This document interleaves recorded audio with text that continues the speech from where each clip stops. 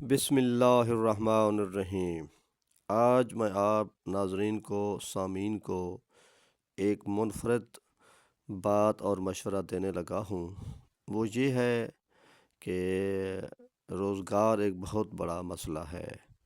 روزی کے لیے ہمارے لوگ بہت پریشان ہیں۔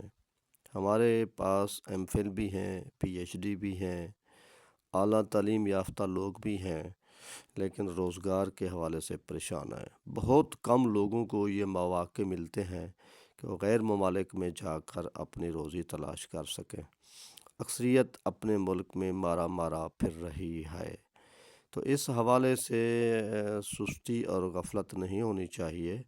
ایک عام طور پر ہم مشاہدہ کر رہے ہیں، ہمارے سریکی علاقے کے لوگ ہوں یا سندھی ہوں یا دیگر علاقے کے لوگ ہوں، سوائے پٹھانوں کے، پشتون کے، بس وہ کہتے ہیں کہ جب ہمارے پاس پیسہ اور دولت آ جائے گی تو ہم کاروبار کریں گے۔ نوکری تو قسمت کی بات ہے۔ بہرحال پٹھانوں نے کبھی یہ نہیں سوچا کہ ہمیں پیسے ہمارے پاس آئیں گے تو ہم بزنس کریں گے۔ وہ اپنی روزی کے حصول کے لیے، جو غریب سے غریب پٹھان ہے، جوتے پالش سے اور قہوہ بیچنے سے اپنی روزی کا آغاز کرتا ہے اور اتنی جاں فشانی سے محنت کرتا ہے کہ حتیٰ کہ وہ کچھ سالوں کے بعد ٹرالے کا مالک بن جاتا ہے۔ اللہ تعالیٰ نے مجھے قوت مشاہدہ بھی دی ہے اور مجھے بہت بڑے مواقع بھی حاصل ہوئے ہیں۔ میں نے پورا پاکستان کے بہت سارے علاقے پھرے ہیں، ابھی پھرنے بھی ہیں۔ اس کے علاوہ سعودی عرب میں، ایران، عراق، شام، 4 ممالک کا میں زیارتی سفر بھی کر چکا ہوں۔ بہت سا چیزیں میں نے دیکھی ہیں کہ لوگ روزگار کے لیے کیا کچھ نہیں کرتے۔ آج میں آپ کو ایک منفرد واقعہ سنانے لگا ہوں، آپ بھی غور کیجئے گا۔ وہ یہ ہے کہ میں بہاولپور سے جنوب کی طرف احمد پور شرقیہ کے ساتھ رزاق چنڑ کے گوپے پر ہم دوست بیٹھے تھے، تو گپ شپ ہوئی، غیور بخاری کی دعوت بھی تھی، ان کا مشاعرہ بھی سنا تھا۔ وہاں پر بات چل نکلی کہ سندھ میں ایک ایسا بندہ ہے جو ایک چلہ، ایک عمل بتاتا ہے، انسان کو بہت بڑا روزگار مل جاتا ہے، وہ لاکھوں کروڑوں کا مالک بن جاتا ہے، اس کی روٹی روزی اچھی ہو جاتی ہے۔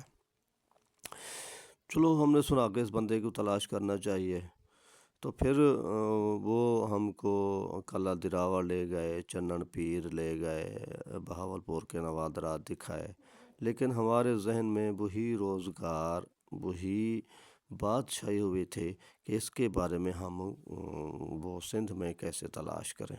بہرحال اس سفر کے بعد جب ہم گھر میں آئے تو ہم نے اپنا یہ خیال اور یہ بات جو ذہن پر چھائی ہوئی تھی، اس کے لیے اگلے سفر کی تیاری شروع کر دی۔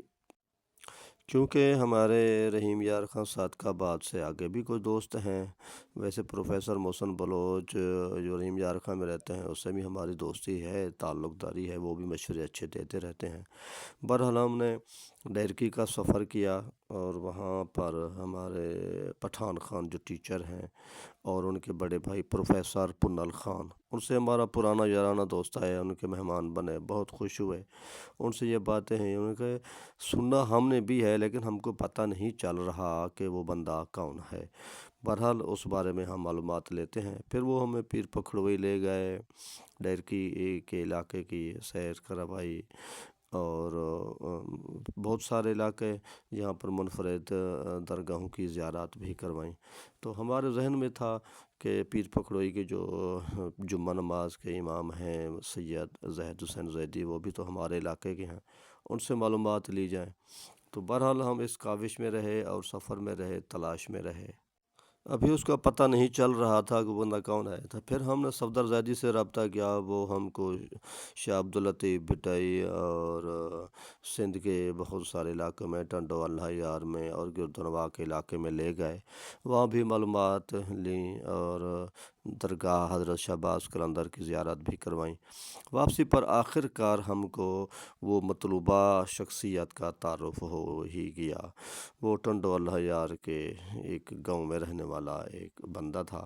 تو اس نے کہا کہ فلاں ایک پیر ہوا ہے ظاہر، وہاں پر ایک سجادہ نشین بیٹھا ہے، تم جاؤ ان کے پاس، وہ جو عمل بتائے، جو اس کے عمل پر عمل کرے تو اس کو اچھے سے اچھا روزگار مل جاتا ہے۔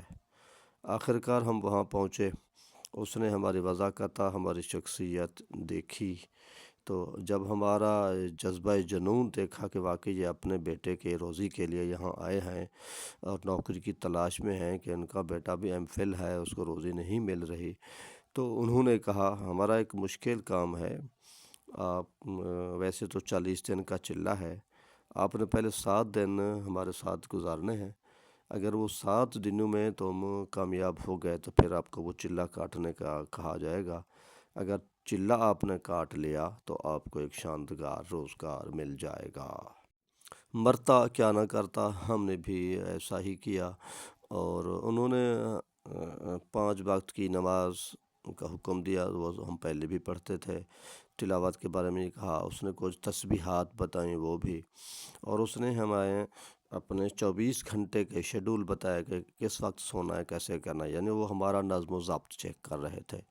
بہرحال 7 دن ہم ان کی خواہشات کے مطابق پورے اترے، اس نے کچھ زیادہ ڈسکس بھی نہیں کی، بس یہ چند عمل بتاتا، پھر وہ اپنے مراقبے میں شروع ہو جاتا یا ان کو ملنے والے بندے آ جاتے۔ تو پھر ایک دن اس نے کہا کہ آپ کا چلہ جو ہے کل سے شروع ہوگا، اگر آپ ذہنی طور پر تیار ہیں تو میں آپ کو ایک قبرستان میں بٹھاؤں گا، وہاں آپ نے خوف نہیں کرنا، چلہ کاٹنا ہے۔ ہم قبرستان میں چلے کے لیے بیٹھ گئے، کیونکہ ہمیں روزگار کی سخت تلاش تھی، ہم نے بیٹے کو پڑھایا ہوا تھا۔ تو 3-4 دن کے بعد رات کے 1 بجے میں وہ ایک ڈرونی شکل بنا کر خود ہی آ گیا، لیکن ہم مستقل مزاج رہے، تو پھر اس نے چلہ کو توڑ کر ہمارے ساتھ آ کر بیٹھ گئے، ساری باتیں ہوئی۔ اس نے کہا بھائی میں خود PhD اسکالر ہوں، آپ اپنے بندے تلاش کریں اور مختلف قبرستانوں میں بیٹھیں اور ان کو کہیں کہ اس قبر نے مجھے بشارت دی ہے،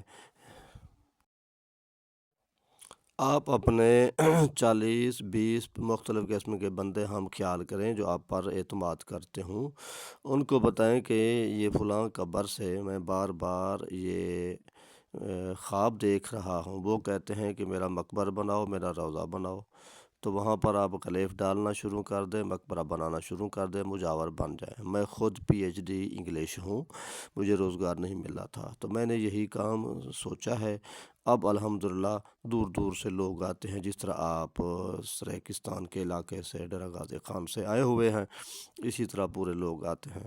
اب الحمدللہ میں نے اس وقت 10 PhD کو، 20-25 MPhil کو، 40-50 MA بندوں کو یہی روزگار بنا دیا ہے، وہ انہوں نے اپنی اپنی قبریں سنبھالی ہوئی ہیں، مجاور بنے ہوئے ہیں اور لاکھوں روپے کما رہے ہیں، عزت علیحدہ ہے، لوگ ان کے تقوی کی مثالیں دیتے ہیں، کیونکہ تو اس میں رازداری بھی ہے، محنت بھی ہے، جفا کشی بھی ہے، جنگلات میں رہنا پڑتا ہے، قبرستانوں میں گزارنا پڑتا ہے، روزگار مل جاتا ہے۔